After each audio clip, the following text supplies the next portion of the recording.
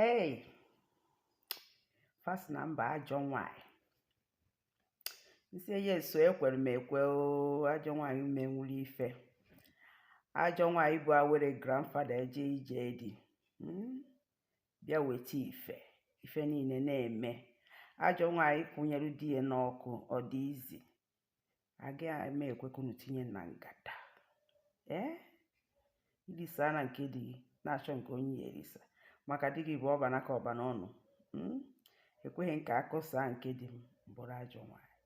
Ajọ nwanyị menwuru ife. Ajọ nwanyị nwere ngabasị. Ajọ nwanyị nwere grace, excess grace. Nwa bụ awere grandfather wee ji ije dị. Ife niile na-eme. Ọ bụrụ na ọ dị izi kwube di gị n'ọkụ. Wee ya n'ọkụ ka ikilie na. Ịghọtago? Ịdafụ my forehead. And I've got my forehead. Grace is excess. Nwa mmiri onye oke ọgwụ ọmarịcha nwa onye oke ọgwụ nwa mmiri ka mbụ onye oke ọgwụ Grace is excess. Nwa were nwa si n'obi awere obi eze nwaka obi awele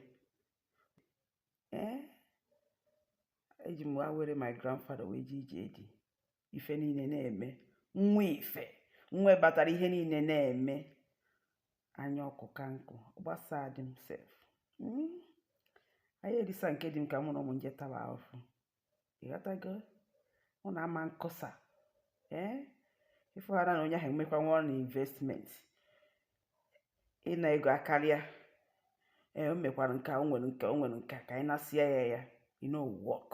Go and look for something doing. Ya ịchọ ife ị ga-eme. Come on boys, so na ịmara ife. No get sense. Anyị ntọ gị. Ụmụ nwaanyị ga-enụ ntị na ife na-ekwu kịta na-emekwa ezigbo ife bụrụ isi ọma nyere di gị akọba asịrị ikwena ka anyị gasa nke di gị ekwena ọ bụ ọgwụ gị na ụmụ gị jetaba afọ ekwena ọ bụrụ na ọ ya enyere mmadụ aka ma ọ bụ ha na nke ka abọsa ya ikwena